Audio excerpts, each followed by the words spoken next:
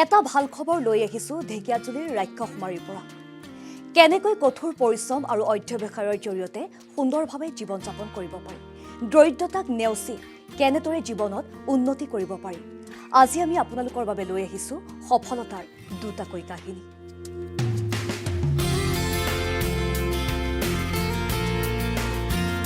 আজি আমাৰ যাত্ৰা ঢেকিয়াজুলিৰ ৰাক্ষসমাৰীলৈ।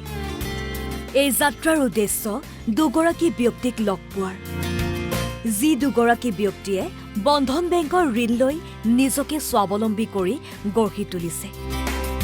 ঢেকিয়াজুলিৰ ৰাক্ষসমাৰীৰ দুই সফল ব্যৱসায়ী ক্ৰমে জিতেন্দ্ৰ শ্বাহ আৰু মুকেশ শ্বাহ। তেওঁলোকৰ সফলতাৰ কাহিনী কম আজি।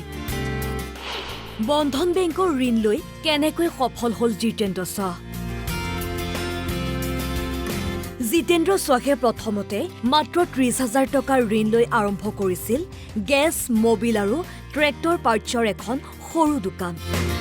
কিন্তু তেখেতৰ কঠোৰ পৰিশ্ৰমৰ বাবে আজি এই দোকানখন হৈ পৰিছে ৰাক্ষসমাৰীৰ এখন ব্যস্ত দোকান। তেওঁৰ সফলতাত বন্ধন বেংকে তেওঁলৈ আগবঢ়াইছে ৩ লাখকৈ টকাৰ ঋণ। আমি আজি আহি উপস্থিত হৈছোঁ ঢেকিয়াজুলিৰ অন্তৰ্গত ৰাক্ষসমাৰী গাঁৱত, য'ত বন্ধন বেংকৰ পৰা ঋণ লৈ আগবাঢ়ি গৈছে এজন ব্যক্তি। সেই ব্যক্তিৰ পৰা আমি তেখেতৰ স্বাৱলম্বী হোৱাৰ কিছু কথা জানিবলৈ চেষ্টা কৰোঁ। আহক। বন্ধন বেংকৰ লগত বহুতেই পুৰণা আমাৰ ৰিলেশ্যন আছে এটা, আৰু এওঁৰ লোকৰ পৰা পইচা লৈ ছাকচেছে আছোঁ, নাই বুলি নাই। প্ৰথম মই লৈছিলোঁ ৰিং লৈছিলোঁ ৩০,০০০ টকা। আজিৰ ডেটত আপোনাৰ ৩ লাখ টকাত মই আগবাঢ়ি গৈছোঁ আৰু লৈছোঁ বাৰু। ভালেই আছে আৰু চবৰ কাৰণে একচুৱেলি চব ভালেই হ'ব লাগে। ছিষ্টেমবিলাকো বহুত ভাল কৰিছে আৰু কাষ্টমাৰ ছেটিছফাই হৈ আছে, নাই বুলি নাই। যিহেতু আমি ছেটিছফাই আছোঁ, তো কাষ্টমাৰো ছেটিছফাই। এওঁলোকৰ ষ্টাফবিলাকো বহুত বেষ্ট আছে, ভালকৈ ব্যৱহাৰ পাতি আছে, ভাল আছে। আৰু মোৰ দোকানটোক আগবঢ়াবৰ কাৰণে বন্ধন বেংকে বহুতেই হেল্প কৰিছে। ইমানলৈকে হেল্প কৰিছে যে মোক আজিৰ ডেটত মানে ৩ লাখ টকা টানি দিছে। আৰু ফিউচাৰত গৈ চাগে আৰু বেছি পাম। আৰু মোক অফাৰো কৰিছিলে, কিন্তু মোৰ কেপাচিটি হিচাপে মই ইমানেই লৈছিলোঁ। ভাল আছে, বন্ধন বেংক বেষ্ট।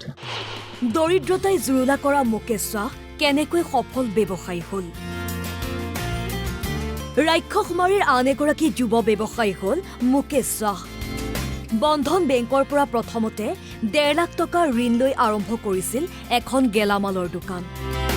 আজি এই দোকানখনৰ জৰিয়তে মুকেশ শ্বাহে নিজৰ লগতে পৰিয়ালটোৰ পোহপাল সুন্দৰভাৱে দি আহিবলৈ সক্ষম হৈছে। বন্ধন বেংকে তেওঁৰ জীৱনলৈ অনা এই পৰিৱৰ্তনৰ বাবে তেওঁ বন্ধন বেংকৰ প্ৰতি চিৰকৃতজ্ঞ হৈছে। কেনেকৈ বন্ধন বেংকে তেওঁৰ উত্তৰণত সহায়ক হৈছে, আহক তেওঁৰ মুখেৰেই শুনো। বন্ধন বেংকৰ পৰা প্ৰথমবাৰ লোন লৈছিলোঁ মই। লোনৰতো সুবিধা ঠিকেই আছে আৰু পইচা পাতি তেনেকুৱা একো প্ৰব্লেম হোৱা নাই।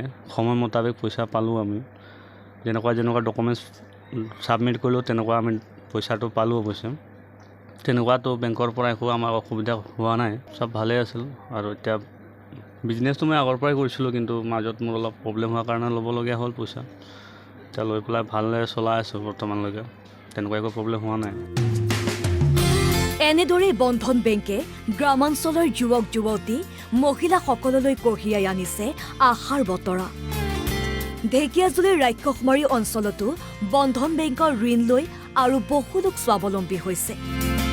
অসমৰ বহু শতাংশ দুখীয়া দৰিদ্ৰ লোকে বন্ধন বেংকৰ পৰা পোৱা ঋণৰ দ্বাৰা স্বাৱলম্বী হোৱাৰ লগতে আনকো স্বাৱলম্বী হ'বলৈ প্ৰেৰণা দিছে।